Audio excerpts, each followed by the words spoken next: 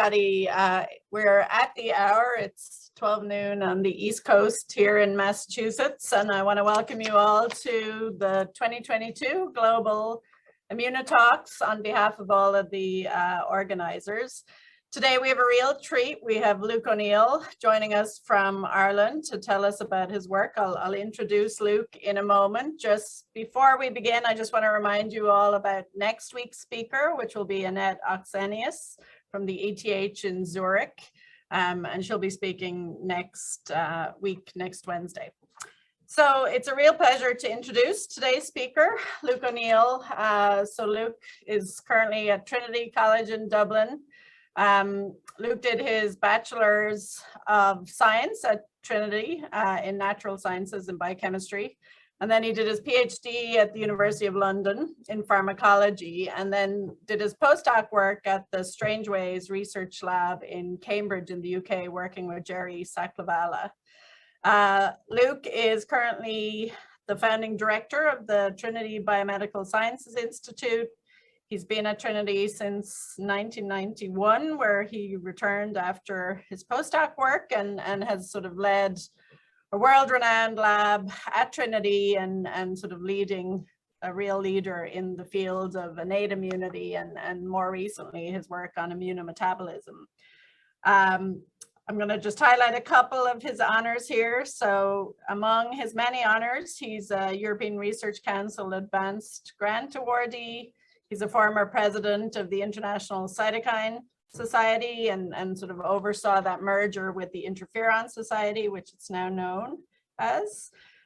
He's also founded two companies, one called Inflazome Therapeutics, focused on targeting inflammasomes, particularly NLRP3. And then more recently in 2018, he was a co-founder of Citrix Therapeutics with a number of other investigators in the area of immunometabolism. He's an elected fellow of the Royal Society, a Milstein awardee, and many additional sort of honors and awards. Luke has published an enormous number of papers, over 370 publications in phenomenal journals.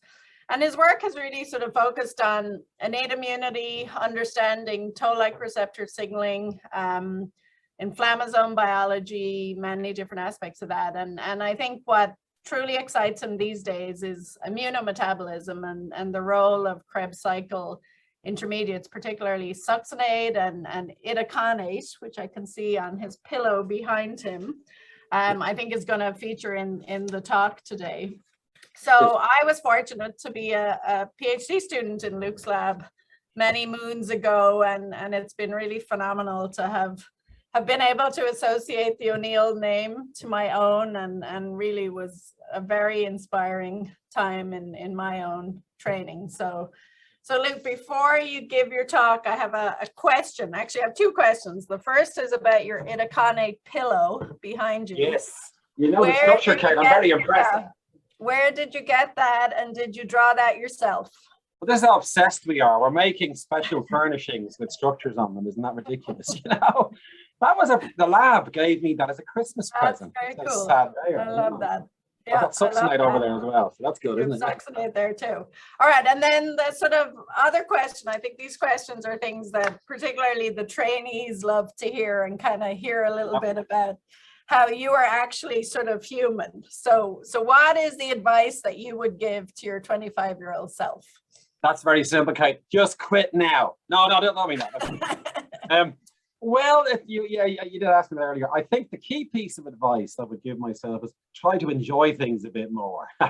This can be a very fraught business, can't it? In fact, back then it was a bit easier, I must say, when I was starting out. It's got much worse for all kinds of reasons. You know, I would argue you've always enjoyed yourself. Well, I haven't done too badly enjoying myself, but I probably, especially when you're like in your mid-late 20s, that phase, you get very uptight, don't you? You know, in your early 30s. As you get older, you get a bit more perspective.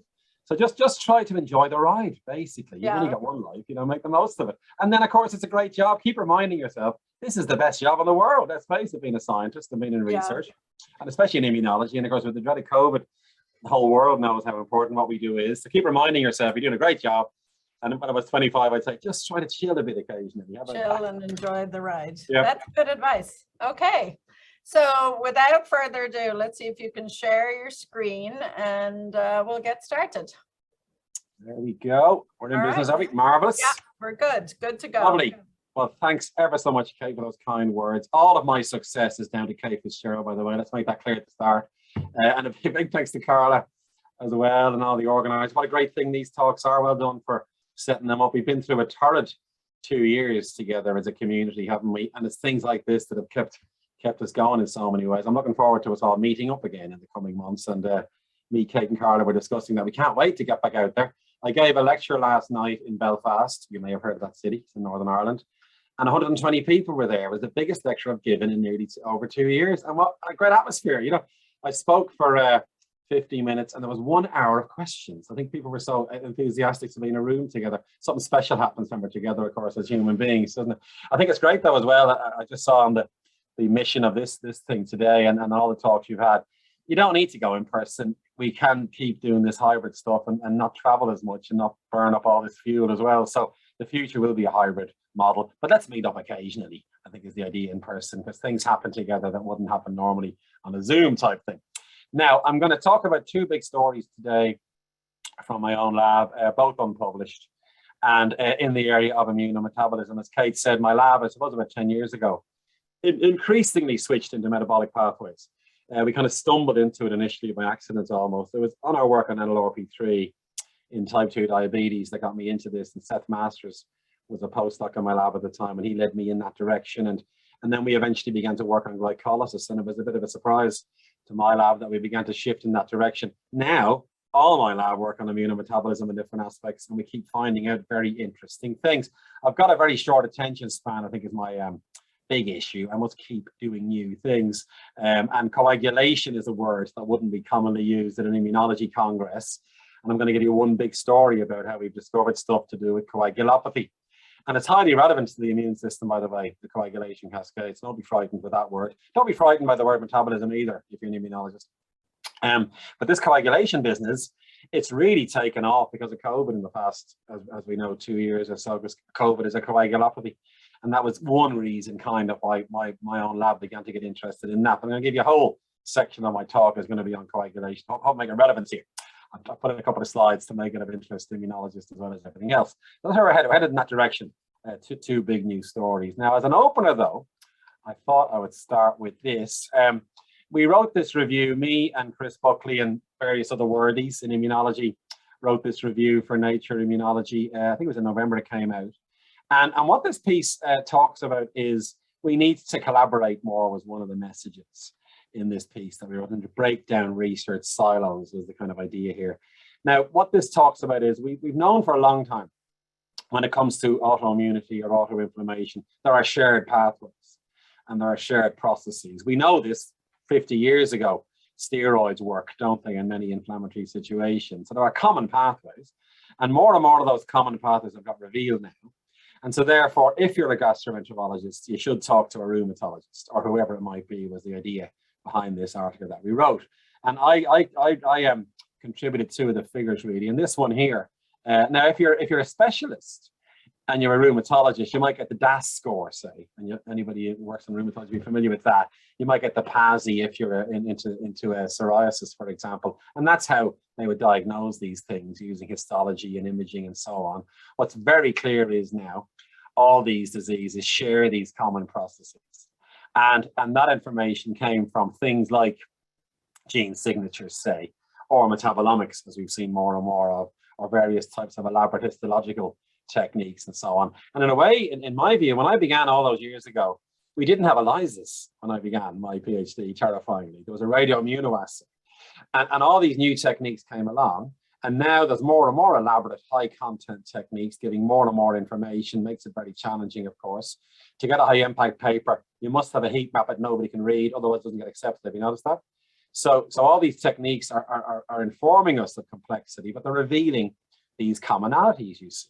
And therefore, we got to think across these disease boundaries was the idea. And this figure I wrote for the review that we did. Here are all these different diseases around the outside.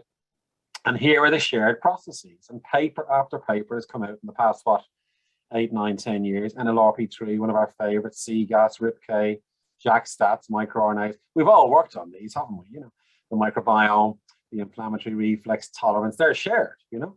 And then these techniques include the cell atlas, say, or multi-omics. And there's some very exciting areas breaking, I think, as well. Sex differences got more and more interesting, really fascinating stuff there. And it goes to stroma. That'll be Chris Buckley's passion, of course. So all these are shared among these different diseases. And of course, what that means is, if we find a common pathway that's sort of a clearly pathologic, again, therapies might emerge that'll be useful across disease boundaries is the idea. And that's what that review describes. But what I focus in on in the review myself was, of course, metabolism. And that's shared. That's become clear as well, that metabolic change is common to many immune and inflammatory diseases. And in particular, mitochondrial dysfunction lies at the heart of many of these different conditions. And of course, my lab has had a big focus on Krebs cycle, as Kate said, in relation to mitochondria. So that becomes a focus then of shared pathways is the way to think of it. And me and Ivana Mills, another former trainee of mine who's gone on to great things. Ivana and I wrote this review, I think a couple of years ago now, for Nature Reviews Immunology, on the mitochondria being the powerhouse of immunity. And we all know this, but it's still a striking business to think that the mitochondria are sitting there like little bacteria inside our cells, remember, and then you get a breakdown of endosymbiosis driving disease. There's a phrase for you. So in other words, we tolerate these mitochondria. If that breaks down, we get nasty things happening, including the diseases that we're all interested in that I listed on the previous slides. This begins with Xiaodong Wang's great discovery of cytochrome C release from mitochondria. Who would have thought that electron transport chain protein, seems boring, didn't it, would leave the mitochondria and drive a very specific biochemical pathway that kills the cell through apoptosis. That's the beginning of this. And then, of course, we see mitochondrial DNA. That will be sensed by the famous C gas, of course, driving the IRFs. Toll-9 can sense mitochondrial DNA as well, the usual downstream suspects. And we're changing now inflammatory gene expression through mitochondrial DNA sensing aberrantly.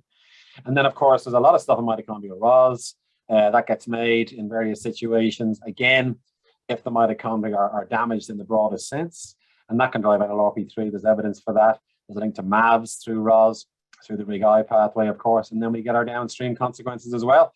And NLRP3, as you all know, I imagine, will drive a separate type of cell death called pyroptosis, as well as driving IL-1 and IL-18. Now, what strikes me as fascinating here is the mitochondria is the pivot thing, which decides how a cell will die.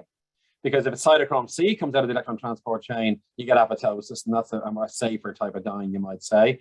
Pyroptosis is more inflammatory. So again, the mitochondria are the arbiter of the type of cell death, and we're just beginning to get our heads around the regulation of this in many ways. Now, many papers in the past, as I say, 10 years defined all that. My lab increasingly worked on Krebs in mitochondria as a key signal that would become deviant, if you will, and become inflammatory. And in particular, we've worked on two big metabolites, as Kate was saying, succinate and itaconate. They're the two I'm going to mainly talk about today. So again, my focus now is going to be mainly on those two Krebs cycle-derived metabolites. And I'll give you the punchline at the start.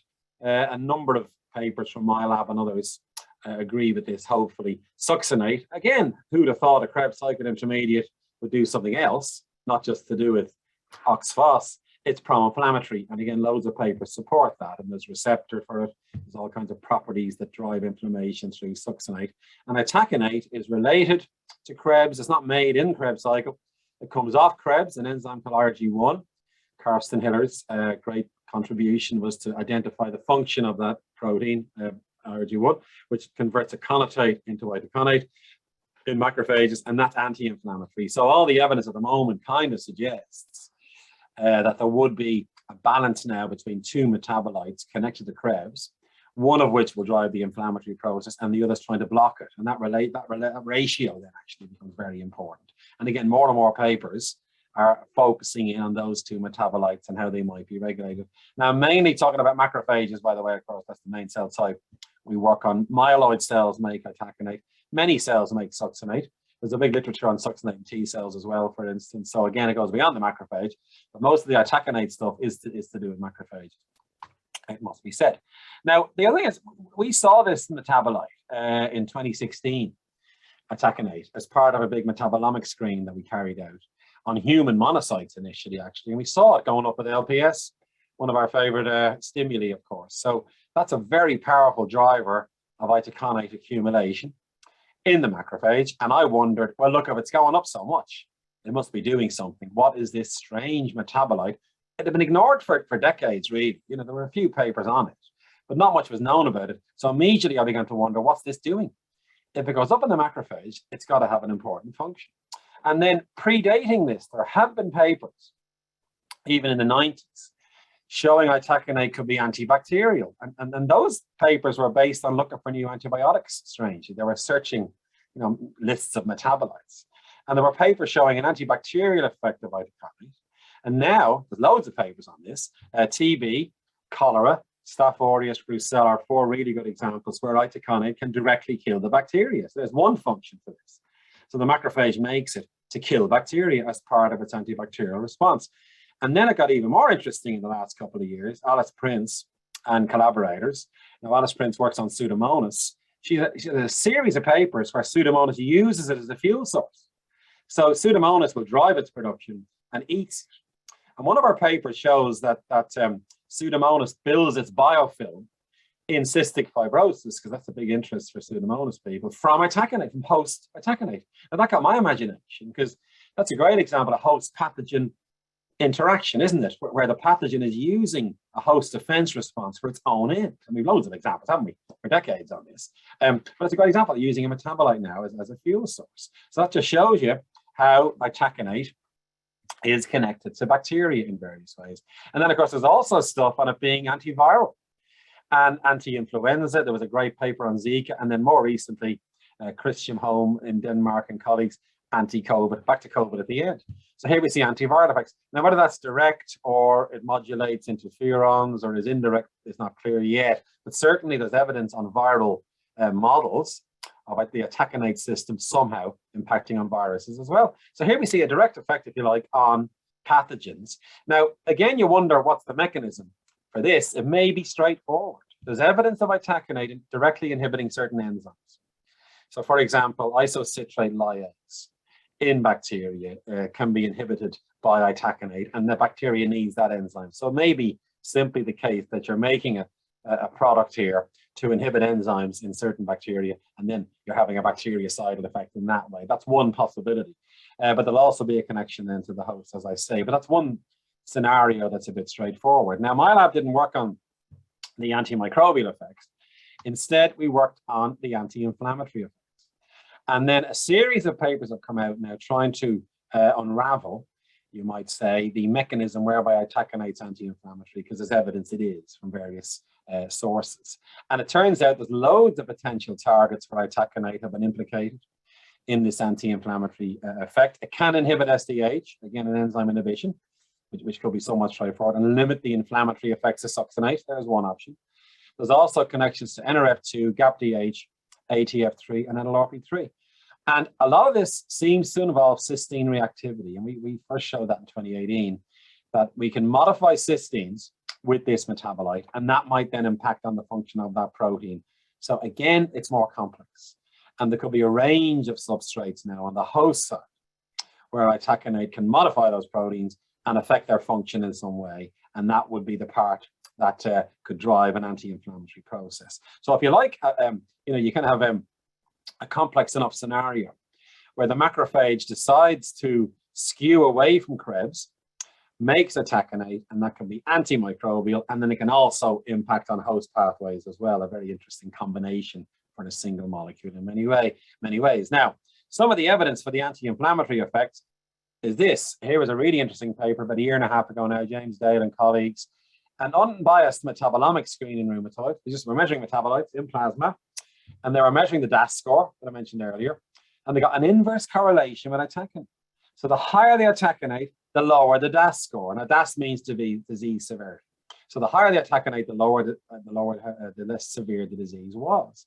And it was inverse to CRP, a well-known inflammatory marker. And that kind of thing, now it's obviously associative, but still, that would suggest an anti-inflammatory effect. And then, again, about a year and a half ago now, a big metabolomic, a multi-omic analysis on COVID actually, again, without looking for it, stumbles into itaconate. And they find that itaconic acid, a macrophage-specific metabolite derived from itaconate, was reduced with COVID severity. So again, an inverse correlation with severe disease. The lower the itaconate, the more severe disease. Now again, as I say, it's an association. But this is interesting, I think, because would that mean then in an inflammatory situation, itaconate gets lowered?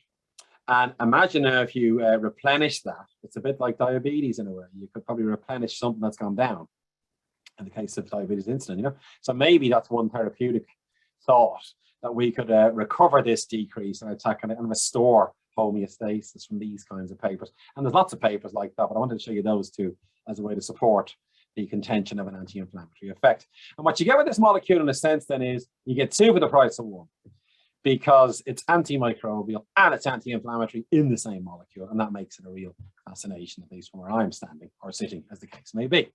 Now, before I get into the two stories though, I couldn't resist throwing in some extra slides for you as well, again, to give you what I might think might be the bigger picture.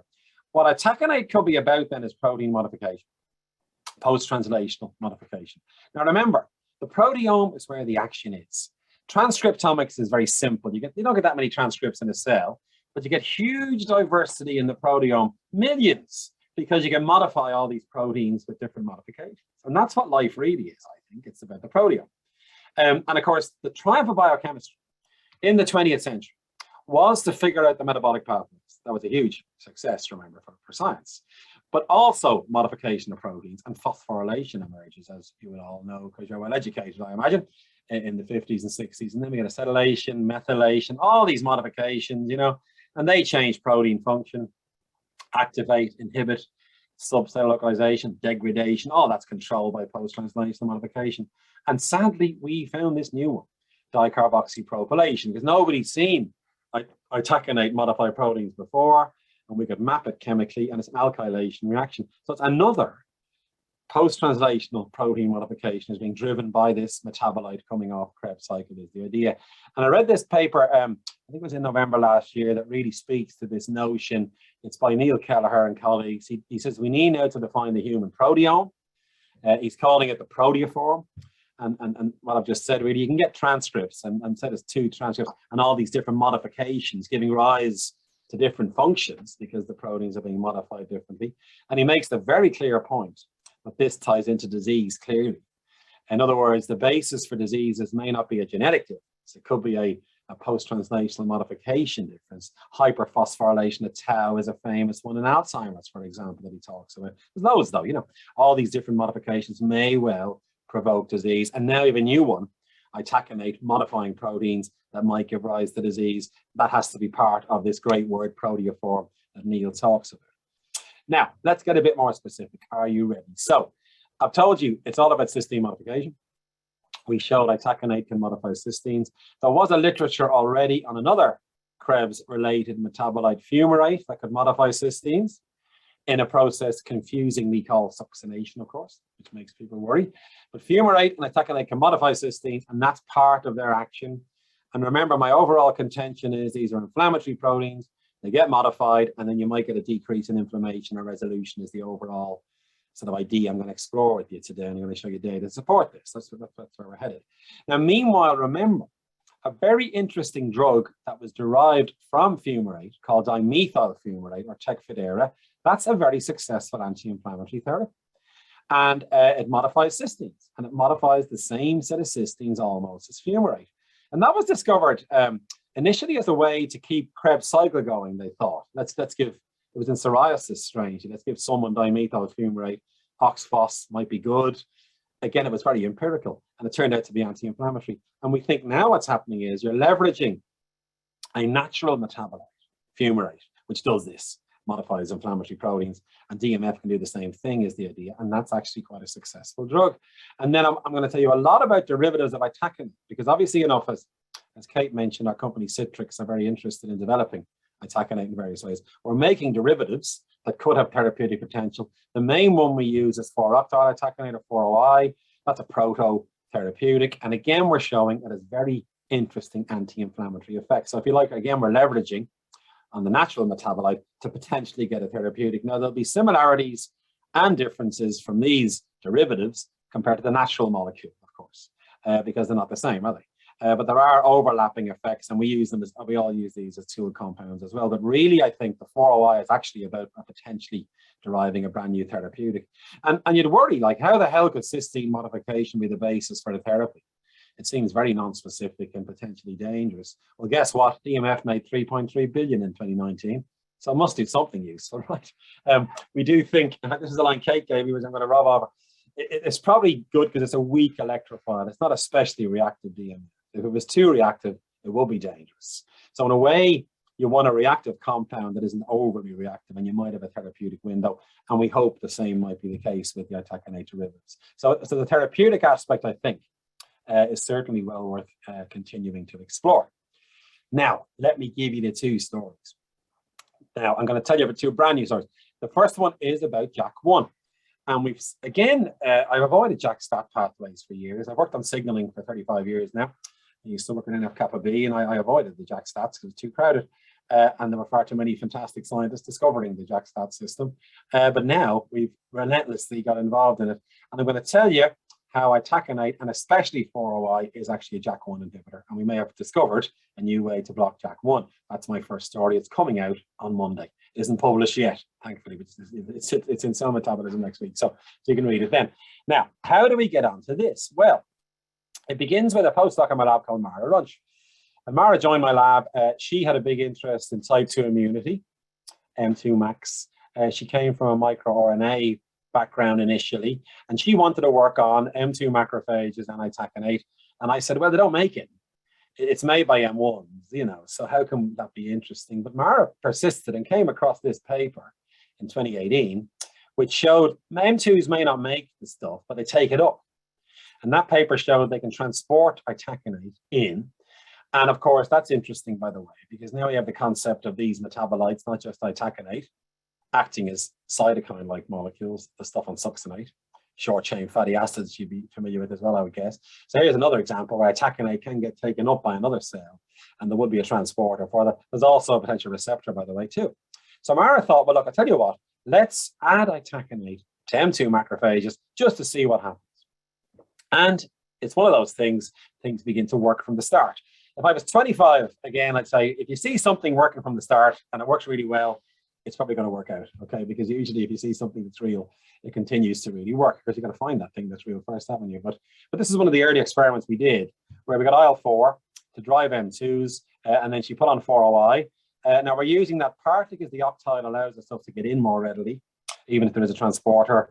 Let's soup it up with 4OI was the idea. And here we see ARG1, FIS1, MRC1, they're all M2 markers. All of them are suppressed by pre-treating the macrophages with 4OI. And that was our first indication that maybe 4OI can modulate M2 macrophages. And then she tried IL-13, another great M2 activator. And again, ARG1 very nicely blocked here by 4OI. MRC1 was blocked PPAR gamma. Now, we also tried the real molecule Itaconate, and again, that was inhibitory. Now, it wasn't as strong because not as much was taken up, presumably. Here's MRC1 being blocked by Itaconate itself. So the real molecule, if you like, could also limit IL-13 and IL-4 in this way. So it's quite nice to see too. And then we began measuring the signals on the pathway. Now, of course, IL-4 and IL-13 share JAK1 STAT6 in their signaling cascade. So Mara measures phosphostat6, and again, very nice inhibition here with Itaconate and 4OI of induction of phosphostat6 with IL-4. That was nice. And then she also measures phospho-JAK1, because that's on the pathway as well, shared by IL-4 and IL-13. And again, phospho-JAK1 very nicely inhibited by Itaconate and 4OI too. So that was really good. So here we're blocking the signaling pathway now, driven by IL-4 and IL-13. And then, of course, very importantly, you always want to go in vivo. And if there's ever a tip in this metabolism business, don't trust cell culture, because we do all the time. Having said that, but the medium is funny, remember, and you might get results that are semi-artifactual. So I never really fully want to believe it until I see an effect in vivo that agrees with these things that we're seeing, say, in BMDMs. So there's a very nice model of type 2 immunity in mice that Judy Allen, who people are familiar with, invented, called IL-4C. It's an IL-4 antibody complex. That will drive M2 macrophage polarization in vivo. You can isolate the max and measure them. And sure enough, big increase in ARG1 or FIS1. And again, giving the mice 4OI could block that. So we're inhibiting M2 macrophage differentiation in vivo here now with 4OI, which was very nice. And again, Mara blotted them for phosphostat 6, that was blocked again. Phospho-JAK1 was blocked in those macrophages, assessed ex vivo, obviously enough. So again, 4OI was working in vivo now to limit this response. And then we had a great collaboration with Phil Hansborough. Big thanks to Phil in Sydney, because he's got superb models. And I asked him, well, look, what about using 4OI in other models of type 2 immunity? And he has the classic OVA airway hyperresponsiveness model. He runs this in a very aggressive format. It's kind of an M1, M2 mix, to be honest, in this model. It's dexamethasone resistant. So it's a model of steroid resistant asthma. Dex doesn't work in this model at all. So it's a really challenging model. Replicates human steroid resistant asthma. We think he gave the mice 4OI, and look at this, he could prevent the increased airway hyperreactivity. So here we see the control mice, and you do a dose response to OVA, you get a big increase in airway hyperreactivity blocked by giving the mice 4OI in vivo, which was great. And then here's a kind of a quantification of that there. You can also decrease macrophage infiltration into the airways in that in vivo model. So we 2 in vivo models then, IL-4C as a standard model for type 2 immunity, and then we have this airway hyperreactivity model where 4OI was very effective in that model. So that was great for the in vivo validation of the whole thing. Now, the question then was, what's it doing? Now, I've given the answer away already. We blocked phospho-JAK1. Now, if ever there was luck in this business, a lab in Beijing, led by Chu Wang, had published a paper in JAKs on looking for targets for Itaconate. In other words, they were in the same business as us. What are the range of substrates, like I modified on cysteine? And we notice he finds JAK1 in his paper. And we emailed Chu and say, look, this is great because we think JAK1 is the target. And we begin a collaboration. He sends us very nice reagents. He has a thing called the ITalk probe, which you can use to pull out modified cysteines on proteins. We confirm the effect, and he then identifies the 4 cysteines. And 2 of them are in the kinase domain, 2 in the pseudokinase domain are modified on those cysteines. And of course, this means that you're going to inhibit the enzyme activity, because these residues are extremely important for the catalytic activity of the enzyme. And then also, another bit of luck, we had a collaboration with AbbVie, and they were looking for targets for Itaconate, and they had data in their screen using a separate technique entirely. They found JAK1 was highly modified on CYS817. They found KEAP1 as well, which is the NRF2 regulator, was quite nice. But there we have it. That was an independent confirmation that JAK1 is definitely being modified in this way. And then Chu is a great modeler. We know where these cysteines are, and you can model in terms of the catalytic activity of this enzyme, and there's the 4 of them. And then what was also nice was Chu thinks the specificity, and this is the first hint at this, by the way. Chu's modeling revealed a threonine at position 688 will form a hydrogen bond with carbonyl and itaconate and bring it into the cysteine. In other words, it's not all the cysteine, it's not every surface cysteine that reacts with this thing. There could be specificity here as well. And we did try other JAK-TIC members, and they weren't modified. So we do think there could be specificity here for JAK1 because of this threonine. Now, you wouldn't have spotted that with a motif because it's a long way away on the primary sequence, you know. But still, that points to specificity in this effect. And then finally, we did an enzyme assay, which is actually quite difficult to do. We contacted some of the drug companies who develop JAK inhibitors to ask them to help us with a kind of, and we don't really do those. Enzymology is gone, obviously, as a science. But still, we got recombinant JAK1 in a test tube, we got assay it, and then we get the inhibition. There's Itaconate and 4OI inhibiting JAK kinase activity. There's the tofacitinib, a well-known JAK inhibitor. So again, that was a very simple system to show inhibition of kinase. We couldn't fully inhibit it for whatever reason, but still, we could see inhibition of enzyme activity in vitro, which was great. So the bottom line, we think this certainly 4OI molecule is a potential JAK inhibitor by modifying this key cysteine, and we think Itaconate itself could have a role in this as well, although obviously most of our evidence is around 4OI. And basically, this metabolite then seems to impact on the JAK pathway by inhibiting JAK1. So we're very keen on doing more on this and what that might mean. And by the way, cysteine reactivity isn't that unusual in inhibitors. There is another JAK inhibitor that's already approved. It's called ritlecitinib. It blocks JAK3. That reacts with a key cysteine in a similar place to where Itaconate modifies JAK1. So again, I think that's leveraging a natural process that Itaconate does, basically. And again, that was a lucky break for the people who developed ritlecitinib, modifying a cysteine in JAK3. So in other words, this notion of cysteine modification on JAK family is an interesting one anyway, and we found another way to do it with our Itaconate derivatives, which could be very interesting, we feel. Now, the second story, right, you hear this one. It's quite different, so get ready. change your little cassette in your brain for a different story. Now, it is connected to Itaconate, though. That's the unifying thing, but it's to do with immunothrombosis and coagulation. And I want to give you this because we're, again, just like that Jack story, we kind of came across this and we're very excited about it. Now, what is immunothrombosis? Well, it was a term that was coined back in 2013 in TUM in Munich, right? As where coagulation needs immune cells. That's really what it is. Now, coagulation happens in a test tube, as you would all remember, I hope, from your grade education. The coagulation factors can get triggered, you get a clot forming. In vivo, in many situations, you won't get clotting unless you have monocytes and neutrophils, hence the term immunothrombosis, especially during infection, of course. Now, why is that? Well, monocytes are a great source of tissue factor, and I'm going to be talking a lot about tissue factor. That is the initiator of the coagulation cascade, and neutrophils can make tissue factor as well. And then the nets that come out of neutrophils can be assembly platforms of sorts, or certainly can facilitate the coagulation cascade. Platelets go in and we get clot formation. So in other words, it's a type of coagulation that needs monocytes and neutrophils, and that's what defines immunothrombosis. Now remember, now my lab now, I mean, I'm reading a lot of it, and I've suddenly got into it. As I say, I need something to keep my attention going, and it's something brand new, which I like. A lot of stuff on thrombosis going back decades. Obviously, I did my PhD in London. They were obsessed with platelet activation in the pharmacology department, you know, so there's a huge literature on this anyway. But clearly, it's still a huge problem. More people die of thrombosis than anything else still. If you're into sepsis, which some of you might be, you get a thing called DIC, disseminated intravascular coagulation. That's lethal. 2,000 deaths per day in the US. Current approaches don't really work. There's a risk of bleeding. And the field is looking for new strategies that don't block normal hemostasis, but would be able to limit something like DIC in a safe way. That's where this field is at. And I can't wait to go to an in-person conference with experts on this so I can ask them lots of questions. But that's the current situation. In other words, there's a big interest in this. There has been for decades, and we need better ways to limit something like DIC. And of course, COVID has made it all the more vivid, because COVID is a coagulopathy, is the idea. Now remember, as we're scientists, it goes back through evolution. Every creature has some way of driving coagulation, even the horseshoe crab, famously, the limulus test. That's a coagulation test.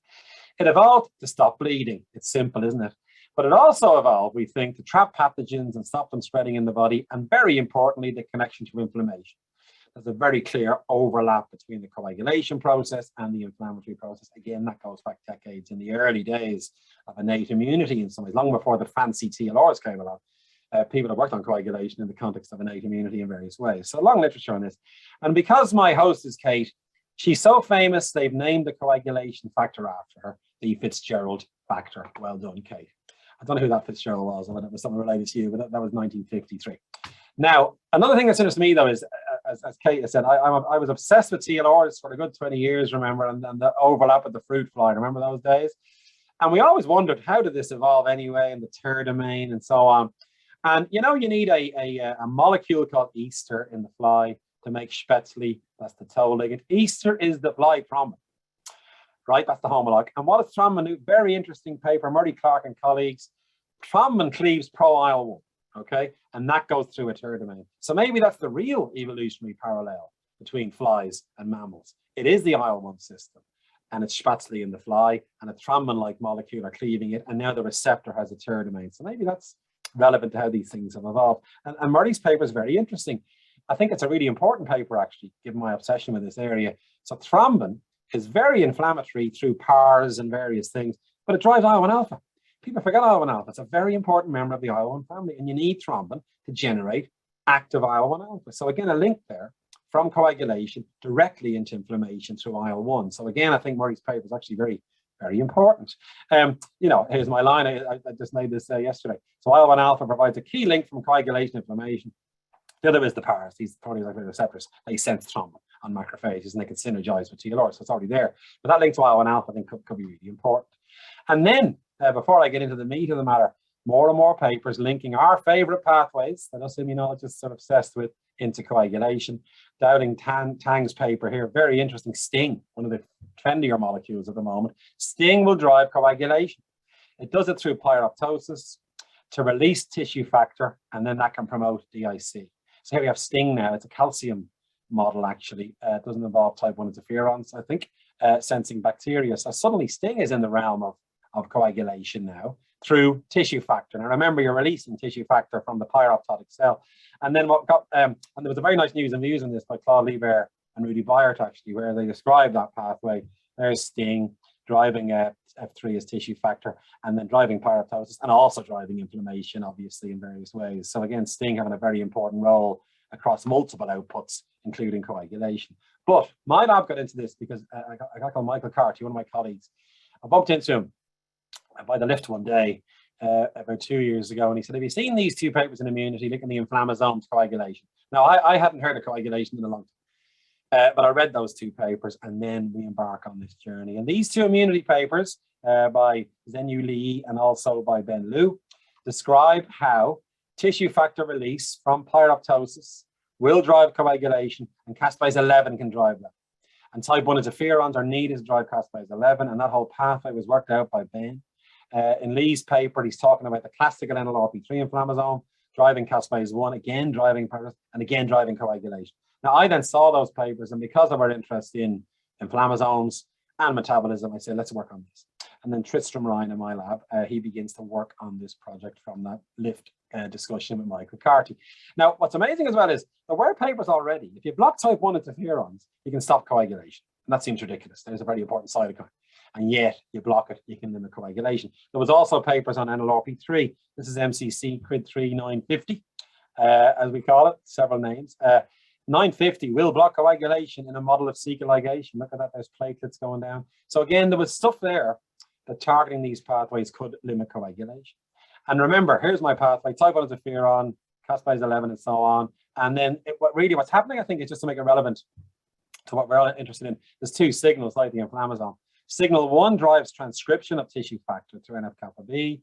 Signal 2 drives its release. You need both signals to drive coagulation. Now, we had shown that 4OI was a very good type 1 interferon inhibitor. And we've seen this, we published in 2018. Here's LPS driving type 1 interferon, blocked by 4OI.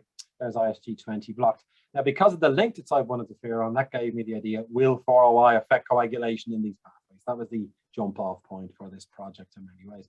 Now, we also work on DMF. That's 4OI. Back to DMF again. My lab is so obsessed with this, they even put it on cakes in our lab meetings. That's Maureen's cake. She corrected me. Maureen made that cake. So we work on DMF as well. And I thought that was interesting. That was Tristram's idea, actually. So let's do DMF because it's in humans already. 4OI is an experimental agent. Let's do DMF and 4OI, and they both affect cysteines. And you never know, we could repurpose DMF as an anticoagulant. So off we go with the two of them. Now, all the data I'm going to show you is 4OI and DMF. The green is DMF and the purple is 4OI. And first of all, there's caspase 11 being induced, blocked by DMF, blocked by 4OI in a Western. Here's a message, very nice inhibition with DMF and 4OI of caspase 11 expression. There's pro-IL-1 alpha, we have beta rather, which we showed before DMF and 4OI blocking anyway. So here we see it blocking that pathway. And it's blocking it because it's blocking type 1 interferon. We can confirm the interferon loop there for caspase 11 induction. And then it gets novel. We measure tissue factor expression in macrophages, blocked by DMF, blocked by 4OI. There's caspase 4 in human, caspase 11 in mice, blocked by DMF, blocked by 4OI. There's IL-1 again being blocked. So now we're impacting on tissue factor expression in vitro. And then we also were able to do this. We looked at a whole range of components in the coagulation cascade. F3 is tissue factor. All these other ones participate in that cascade. And look at this, DMF is blocking them all. So DMF can repress expression of a whole set of coagulation factors, again, leading us more and more to the idea that DMF could be an anticoagulant. Next, now my lab don't work on coagulant. Tip number 7 for my 25-year-old self, find a good collaborator. So Roger Preston and James O'Donnell in the Royal College of Surgeons in Dublin, they are coagulation experts, and very nicely we begin to collaborate, and they had loads of assays and advice for us. And one assay that in Roger's lab is thrombin generation in macrophages. You stick LPS on, the time to form thrombin is pushed back, so the thrombin is forming much more quickly in the macrophages. You can measure it in an assay. If you treat those macrophages with DMF, you can slow down thrombin generation. You push the curve to the right. 4OI, again, the orange line there is LPS, early thrombin formation on the time course, slower if you treat with 4OI, and that's evidence of thrombin generation being inhibited. You're just slowing down that time course. I know it's a bit technical, that's how it works. Next, we go in vivo. and we measure thrombin in vivo. And again, you get a big peak of thrombin after LPS in mice. You can measure it ex vivo and measure the time for thrombin generation from the plasma. And again, given the mice now 4OI and DMF block that thrombin, you see the curves are much lower there. There's DMF and there's 4OI inhibiting thrombin generation in vivo with LPS as the trigger. Very nice. There's quantification of that, by the way. There's thrombin in vivo blocked by DMF and 4OI. And there's D-dimer, a well-known marker of coagulation used in COVID as well, blocked by DMF and 4OI in vivo. And then with a model of inhaled LPS, I'm going to show you a series of models now in vivo. With inhaled LPS as a model with collaborators in Gießen. And you can measure things like fibrinogen deposition in the lungs and von Willebrand factor. And again, DMF and 4OI can limit that. You can see the difference, I hope, there with 4OI. They're blocking von Willebrand and DMF, again, blocking coagulation in lungs now in the inhale model. We went then to live, that's LPS. We then went to live E. coli. You get a big peak of thrombin again in vivo, again blocked by DMF and 4OI. There's the quantification there. So live E. coli can also be inhibited in terms of coagulation in vivo. Rachel McLaughlin, one of my great collaborators here in Trinity, she's a big Staph aureus expert. That's a well-known procoagulant bacteria. Again, we could block now tissue factor formation in vivo. I know it's a macrophages actually with DMF and 4OI. And here we see thrombin generation in vivo with Staph aureus, again blocking the coagulopathy with DMF and 4OI. And again, Rachel could very nicely show tissue factor deposition in the lungs of these mice. And again, DMF and 4OI blocking tissue factor now in vivo with Staph aureus. And then we also looked at neutrophils. Again, this is with the LPS model, because neutrophils are a good source of tissue factor. Again, we're blocking tissue factor generation in neutrophils here with DMF and 4OI. You also get a big decrease in lung infiltration by neutrophils, again with DMF and 4OI. Remember, neutrophils are making tissue factor as well in these models. So again, we're limiting that in that way. And then the other model we had was lethality, because of course these models go for lethality, protect against lethality with DMF and 4OI. Heparin will as well as a great anticoagulant. So again, we're having effects in vivo. That lethality is down to DIC, or it's down to coagulopathy. So again, we're blocking coagulation and the mice aren't dying is the idea. We then did a therapeutic model where we gave the mice LPS. Over time, the clinical score goes up and then we treat. And again, we can have a therapeutic effect where we decrease the clinical score here with DMF and 4OI as well. So we're seeing a therapeutic effect there. Now, lastly, I know time is against me probably.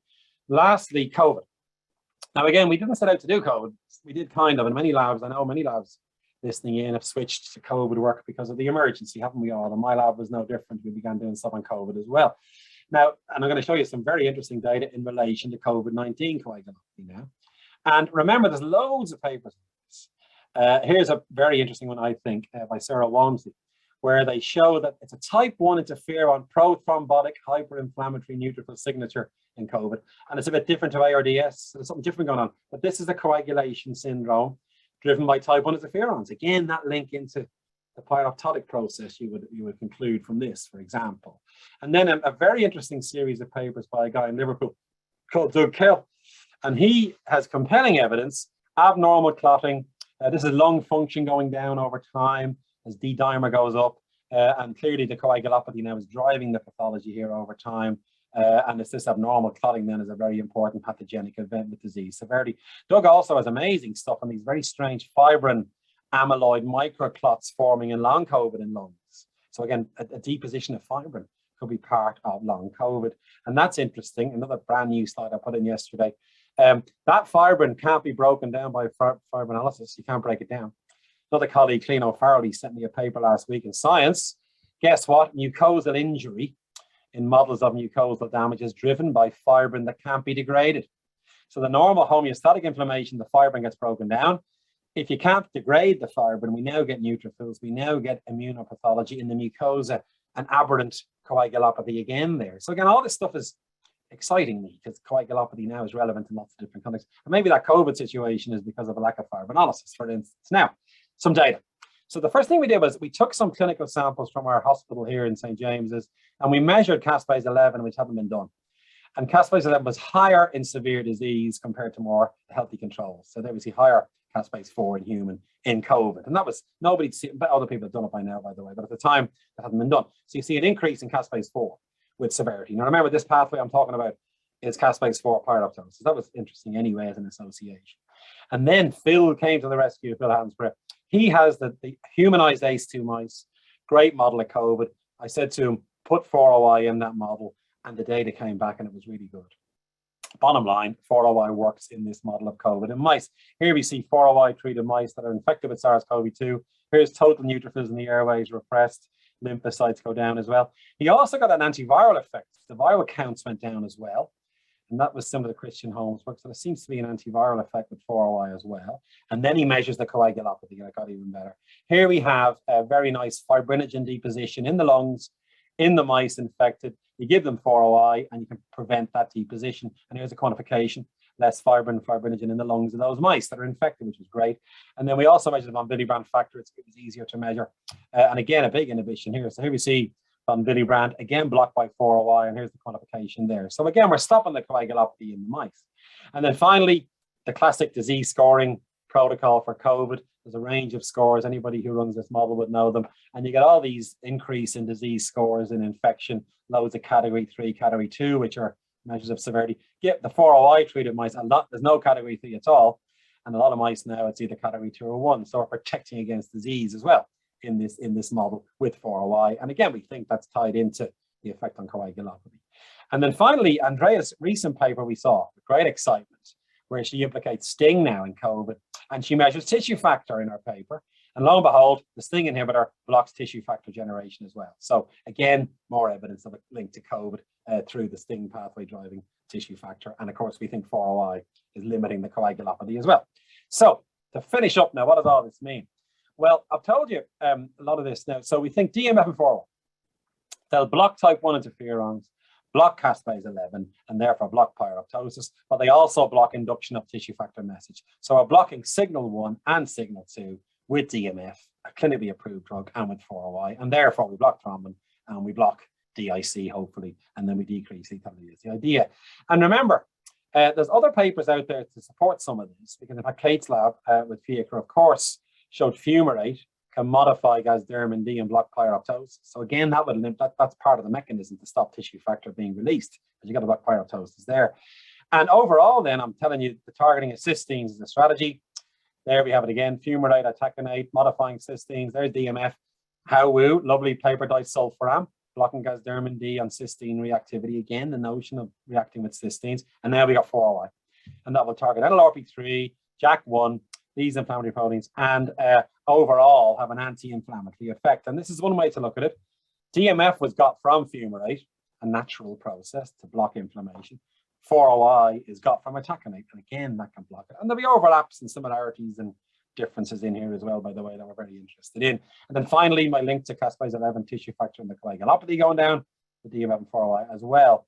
Now remember, the usefulness of this, now this could be overreach, but might this be useful as a way to stop coagulation and DIC and be a safer way to do it? In other words, if we target these pathways with DMF particularly, or possibly 4OI, it's the upstream events you're blocking. And whereas heparins work down here, remember, and heparins are risk of bleeding. And there's this is a randomized analysis of several studies where heparin increases risk of bleeding, limiting its usefulness. We're up here. So you may see an effect on coagulation that won't give rise to increased risk of bleeding is the idea. So could targeting tissue factor and these upstream components rather than thrombin be safer for patients is the overall idea. And that's something that we're very keen on looking at further in different contexts. Now, I'll finish up though with one last thing. Now, as I mentioned 4 hours ago, it seems like now, doesn't it? Shared pathways. Remember that idea? All these common things and multiple diseases, right? And NLRP3 inhibitors have worked now in 80 models of inflammation, for crying out loud. So there's one example of that. But look at this. We published on 4OI in 2018. You can buy it now off Sigma. We gave out away, Richard Hartley, our great chemist in Glasgow who made it first. Richard gave it away for free to many labs. The data began to come in. These are all these models of inflammation. Lupus, SAVI is interesting, blocks interferons, remember. People know about SAVI, I would guess. Also things like ischemia, IPF, Adam Burns work in Imperial, very nice. Anyway, 4OI works in all these models. And in models of infection, Zika was a great example. So again, you begin to configure a common pathway for multiple inflammatory pathologies, and maybe a therapeutic that could act across these pathologies is the idea. And then finally, linking into coagulation, which is a common pathologic feature in many different situations, especially in the context of infection, but even beyond that into cardiovascular disease. So I'm very keen on furthering that. And I would add in now, I suppose I should update this slide with the coagulopathy model.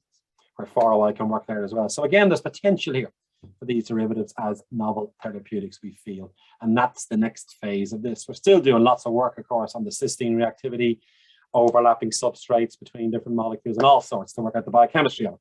But the clinical impact, I think I'm very interested in pursuing that further. And I'll finish there. And again, I've mentioned all the there's Tristram looking very happy with himself.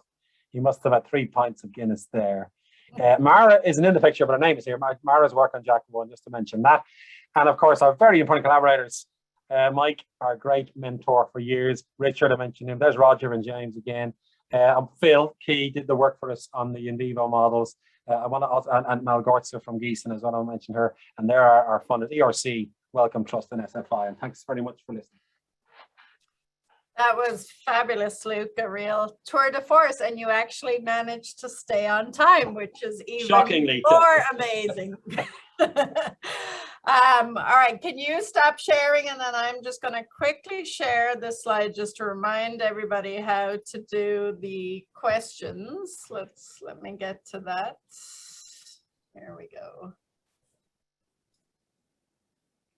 All right, yeah, that was really wonderful. So as you know, with this series, we don't ask the questions live, even though I think your talk generated a lot of super interesting questions that I would like to ask, but I will play by the rules and go to the Global Immunotalk. So the way to ask questions for Luke is to go to Twitter.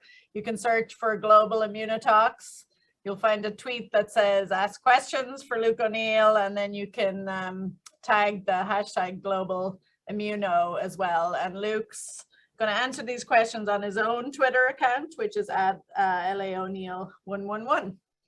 So thank you, everybody, for joining, and we'll see you next week. And thanks again, Luke. That was really fantastic. Right. Thanks to Billy, Kate. Thanks, Carla. Yeah. And thanks to everybody for tuning in. I hope you all stayed to the end. And any questions, email me or use the Twitter handle. Yeah, use the Twitter account. I think that we had a lot of people joining live, and I think tons of people will watch this afterwards. That was wonderful. Real. Thanks very much. Thanks, guys. All right. Great. Yep. Take care. Cheerio. All of it.